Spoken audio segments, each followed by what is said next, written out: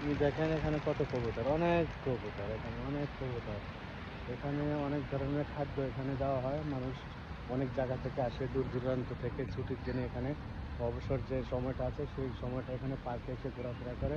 এবং অনেক ধরনের কবুতর আছে এখানে, কবুতরকে মানুষ অনেক ধরনের খাদ্য সামগ্রী দিয়ে থাকে।